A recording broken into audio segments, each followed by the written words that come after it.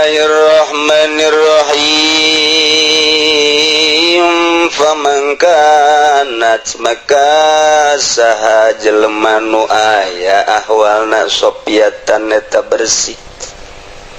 muwafaqatan li syariatil Muhammadiyah ngakuran kana syariat bangsa Muhammad. Alimna ana batinahu sopiyana tu sanyana batina eta bersih la takhlita fihi wa kacampuranana. Wa man kana tahwaluhu zulmaniyatan sahajalma anu ahwalna teh eta bangsa pepeteng mukhalifatan li syariatil Muhammadiyah anu nyulayan kana syariat bangsa Muhammad atu alimna maka nya urang sadayana bahwa anna batina huzul maniun la sopapi batina teh atu zulmani poek mongkleng buta rata kabedingan sama sekali. Jadi pasoba'u zahir min sofail batin maka hari bersihna zahir ma'eta kumaha bersihna batin wa takhlitu zahir min takhlitil batin hari nyampuranana zahir eta tina nyampuran batin matan tikul awani illa bimasakana teu nuduhkeun wawadahan kecuali ku perkara anu cicing dina wadahna. Ari ilmu fikih janga bagus zahir wudu nurapi salat nurapi tata krama nurapi zahir eta fikih. Cara asup ka masjid katuhu heula cara kaluar ti masjid kenca heula asup ka WC kenca heula di mana kaluar katuhu heula di mana nyiduh ka belah kenca di mana-mana kitu eta zahir dimumule dibabagus supaya kadeleuna sieup. Namun cara wadah mah eta gelas teh dirapihan ku urang dikumbah eta gelas teh akeuna herang bila perlu dikerokan ku urang jadi herang ta gelas ku ari geus herang gelasna ieu sian mah saherang-herangna gelas ge pastina mah budak leutik tumbungeun lantaran nu di wadahanana sapira wadah du butuh ge nu di wadahanana mun kopi-kopi mun teh-teh mun cai putih-putih mun susu-susu ta eta gelas teh bisa digunakeun ku urang ketika aya nu di wadahanana eta hideung kaciri hideung mun di wadahanana koneng kaciri koneng nu di wadahanana putih susu kadeuleu nu di wadahana madu kadeuleu nu di wadahana cai putih kadeuleu mengkristal kitu keneh ieu awak urang eta hate di mana-mana bersih ta eta teh bakal kanyahoan di mana-mana nu di wadahanana ieu makrifat ka Gusti Allah bakal kanyahoan mengkristal. Di mana-mana dina hate aya asror bakal kanyahoan rahasia-rahasia hikmah.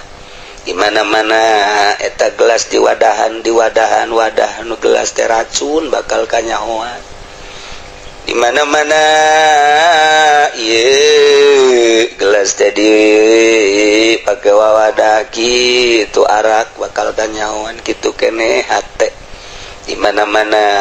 di jerona aya racunan, aya hasudan, aya riaan, aya gibahan, aya hubul mal, hubul riasa, hubul jah, eta teh kanyahoan kesanajan eta kolbu di jero ari awakna zahir di luar tapi kanyahoan bae percis opos gelas make di wadahan eusi-eusian kunaon bae kanyahoan. Hanya orang-orang tertentulah anu nyahoeun kana yen eta hate bagus, eta hate teh kurang bagus. Bangunan teh kanyahoan padahal mah kanyahoan teh lain lalagaan kanyahoan besi teu percaya kanyahoan. aya jelema turun di mobil pejabat aju make kope rapi kopean aju make baju dirapi-rapi kunyana bajuna sorbana dirapi-rapi nu disumput ke di jero hatena supaya ulah kanyahoan padahal ku kiai supi maka nyahoan bae aya jelema pedagang teh ngagunakeun duit bang nimbangna nyana teh beres namun meuli kudu dileuwihan lamun ngajual kudu dikurangan mun ngitung dikurangan bae komplain malulu dioplos aju boga kalakuan kos kitu teh kunyana disumput-sumput make baju gamis atau make baju tok-tok wa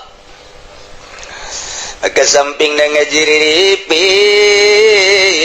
taju kopean naga luar biasa mancri teleh muamar kadapi mah sorbana digulak-gilak dibagus-bagus sama ruku kiai supi teu kajawan ngan kiai teu meunang ngajelas-jelaskeun mun ngajelaskeun nufur jelema antepkeun bae padahal kanyahoan zahir teh kos kitu. Oh, atuh lamun Kangjeng Nabi mah langsung sahabat teh disenyum Kangjeng Nabi anu di zaman Sina Abu Bakar Sina Utsman senalika nyahoan dia ge sebentar Sabtu Qadir mah komo nembrak di zaman guru-guru urang ge hatta zaman kiwari sarua baengan atuh teu meunang ditembrak-tembrak ngan kanyahoan naon nu disumput-sumput kurang nu disumput-sumput tuh mantak hasud teh aya di jero hate ngan ku ahli nama kanyahoan aya hasudan teh aya kibiran kanyahoan kok bisa kos kitunya kitulah ilmu Allah lamun ku Gusti geus dibere rahasia ku Gusti geus dibere asrar jadi kabayang kabeh eta lah engke syarat jadi guru mursyid jelema anu geus caang hatena bisa nempo ka murid nu aya di masyrik murid nu aya di maghrib aya murid tariqah kemudian manehanana ieu aya hasud ka guruna geus hasud ka guruna nu mantak hasud lantaran aya guruna daharna ngeunah bae pake bagus bae kendaraan mewah juai muridna susah jadi berarti di jero hatena timbul aya suzon jeung hasud lah aing boga guru kos kitu langsung ku Gusti Allah dileungitkeun zauqun nafsi kanikmatan ibadah leungit tuh kanyawan tak ku guru ai budak kunaon ka aing tu suzon sia bae atuh lah sok kaju suzon ka aing cak guru diantepkeun bae terus sebulan 2 bulan beki parah eta guru mursyid mah kudu nyamperkeun ima melalui ngimpi tegor wa ima melalui utusan wa ima nyanana supaya datang wa ima didatangan ku guruna dah jadi supaya stabil deui. Cerita-cerita kos kitu mah geus loba. Lantaran guru mursyid mah sok aya-aya bae. Artina aya-aya bae murid nama teu meunang ngadahar daging hayam ainyana nama daging hayam unggal poe. Murid nama teu meunang malah tita tararapa murid nama tita zuhud ainyana. Dahar daging loba jasa. Nyencang jaya murid taeta kos kada itu ese teka tebak jasa talabur suzon atuh geus turun teu beunang aya suzon kos suku kula dicaritakeun teh aya jelema geus bisa hiber begitu manehanana dek balik deui di tengah-tengah nyana aju pikiran yatam khizayatan musaya mustubaya batur sisanya salih usasar sakira eta si bahasa naon kos kitu masauna masau sama ya kafian ahian syarahian teu harti ragam keur di awang-awang ragam brus hadena ka laut. Waduh, lamun ka darat atuh hancur. Raga kerita keriber eta jadi mikir aku si suzon itu bahasa naon sih ada bahasa walimah teh kudu ka harti ku urang mantak bahasa walimah aya aturan kieu pan bahasa walimah dikedig sia taneuh ku aing awas ulah sambatkan yaya anjing belang anjing hideung pelet eta sebenarnya eta pelet eta sebenarnya eta ji digudakeun ku urang watuh geus mata kapi brojak laku geunang melet jain teu melet maksa anu daekeun atuh kapotongan kos kitu atuh aduh abu pelet tetap pelet ya Allah ya Rabbi tuh kan bahasa-bahasa hizib bahasa-bahasa hizib hararese dicerna ku urang ulah percaya ulah dirubah eta teh komo model tadi raga kita hizibna sor teh anu gitu bilang saya bahasana jadi murid dasar waraga mantak kaju manehna di laut lain naik ke perahu aju tobat ka Gusti Allah dongengna seperti kitu Gusti tah suzon tak kajawat ku guru murid-murid anu dararatang teh kajawaan ku wali mah ngan disumputkeun bae tuh puna cek Tuan Abdul Qadir anjeun nyamarkeun ka kaula naon nu aya di anjeun dimumule ku anjeun dibabagus ku anjeun padahal mah kanyawan ku kaula nu mentak tetep dinasehatan bae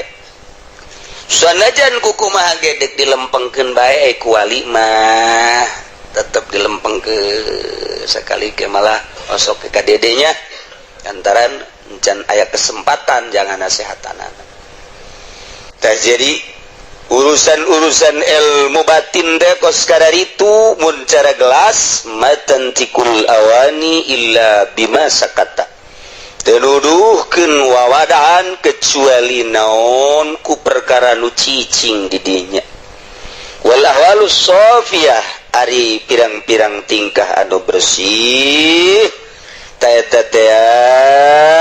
nu bersih tuzhiru ngalahirkeun itu data ijah ala sahibiha karena natijah karena kesimpulan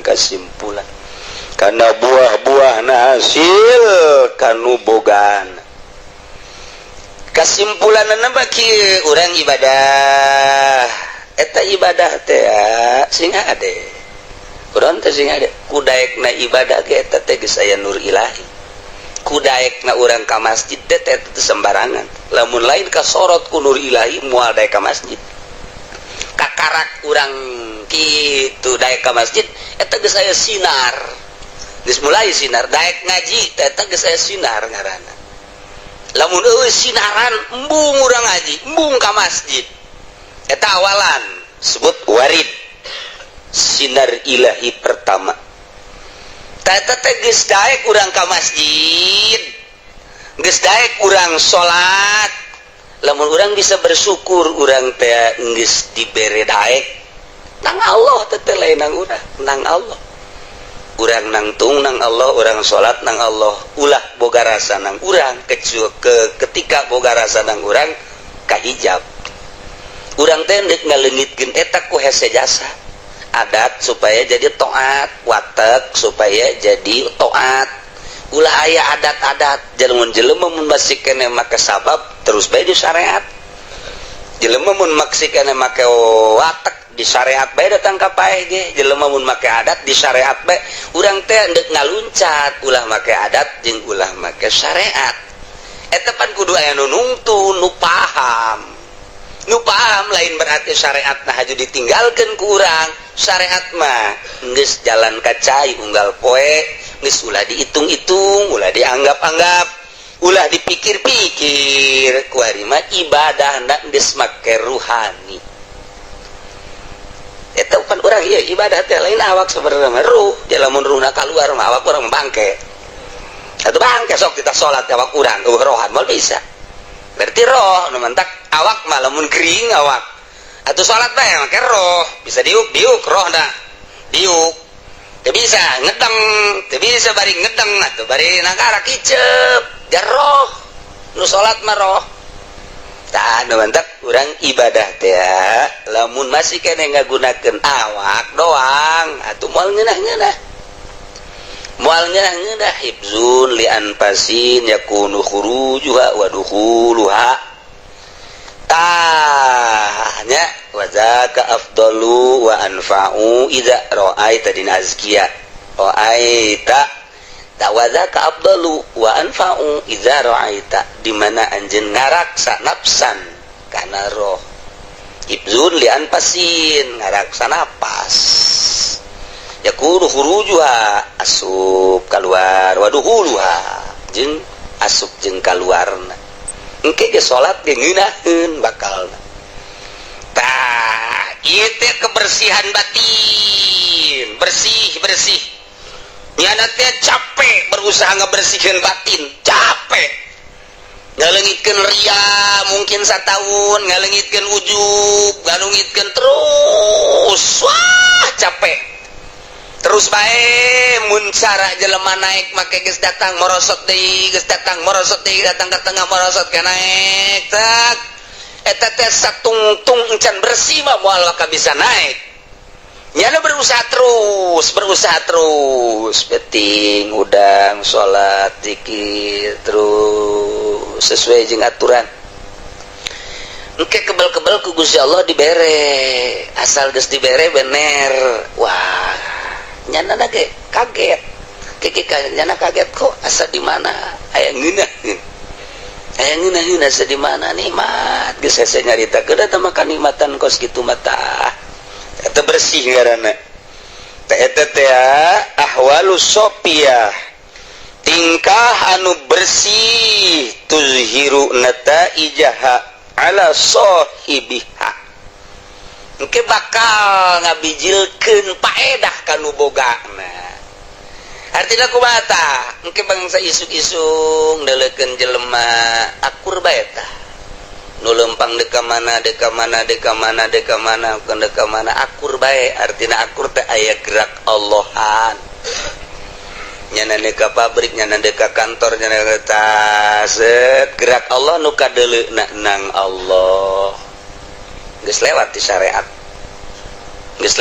syariat geus kabeh dibere panas gerak Allah teh al-mudabbir al-muharrik wal musakkin anu ngarobah-robah anu nyicingkeun cicing urang ieu ieu aya Allah di mana Allah na nisbat di taneuh Allah teh keur musakkin nisbat di urang keur rubah-robah al-muharrik hiji sifat Allah hiji afalna hiji sifatna hiji zatna bakal kaharti zat Allah ngan teu bisa dijelaskeun di mana kaharti afal jeung sifatna geus ngaji heula tauhid afal ngaji heula tauhid sifat engke bakal kaharti zat fala ainun taraka wala yadun tasilu ilaika moal bisa kadeuleu ku mata la tudrikul absar wa huwa yudrikul absar wa huwal latiful khabir moal bisa kacekel ku leungeun wari ieu kasorot ku panon poe benda-benda panon poe benda lain di mana kasorot ku panon poe kadeuleuan wujud benda-benda kadeuleu di mana panon poe na surup poek teh jadi panon poe teh bisa nyaangan teu bisa kacekel sinar mah wala ainun taraka wala yadun tasilu ilaika benda lain ngan di mana aya panon poe cang kadeuleu ieu sarua di mana aya nur ilahi ma'rifat ta eta teh dicekel teu bisa fala ainun taraka wala yadun tasilu ilaika hese nyaritakeunana ngan karasa ku nyana ngeunaheun nikmat mantak lamun urang sok ngawiridkeun eta teh itu wiridan Kangjeng Nabi Qadir Allahumma Allahumma ya man lahu wajun la ya Allahumma ya man lusyu sanun ansani wala zamuna wa ya man la tuqdirun maswa ya man yubrim ilmu azikni Allah wa ta'fiqa wa ala wa tamaribat eta wiridan Kangjeng Nabi Khadir engke cenah satu saat lamun urang ngalanggengkeun wiridan eta Kangjeng Nabi Khadir tetap datang minimal hidir nu aya di lembur urang engke datang tak ke dibantu Kangjeng Nabi Khadir datang ke urang we aja apa mere hikmah mere ilmu makrifat lamun urang kadatangan ku bupati berarti deuk mere naon kana mere lamun urang kadatangan ku gubernur berarti ya sekupi. Nah, tapi lamun urang kadatangan ku wali jangan mere hikmah urang sasalaman doang neuleuh wajah wali ngerenyet hate urang sebab daun sebab jana magis tersepen dunia jadi orang ningali wajah wali teh nah langsung beda kalah hati orang sebabnya nama bening bersih tahi ahwalus sofiyah tingkah anu bersih ngalahirkeun kanu bogana nikmat ngeunaheun asal geus dibere kos kitu geus malayang ka mana geus malayang ka mana geus ngeunaheun jasa jeung Gusti Allah nikmat desa leunceuh lamun Siti Rubaiyah nyaritakeun kieu teh euy cak urang lemburna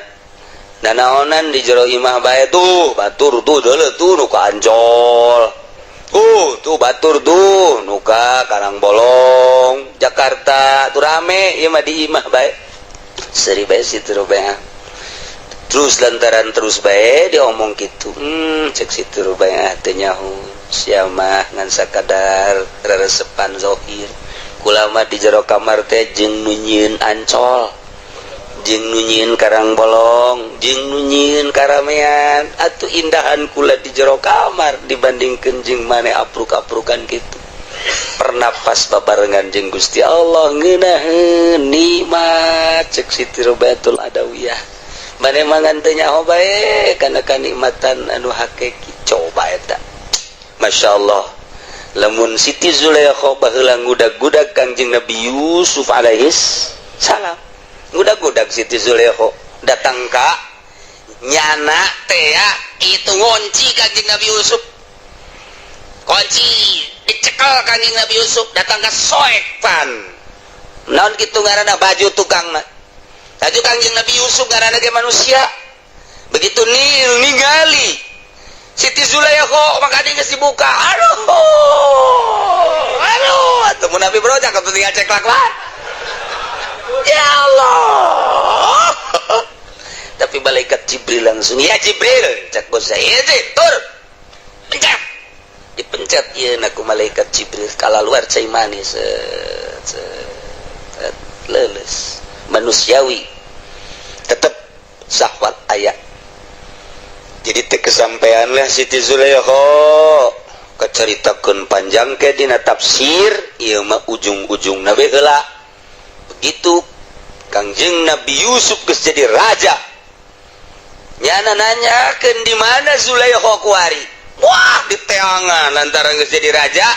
aya habarna cenah nyana di handapeun jembatan wah tuh Kangjeng Nabi Yusuf langsung make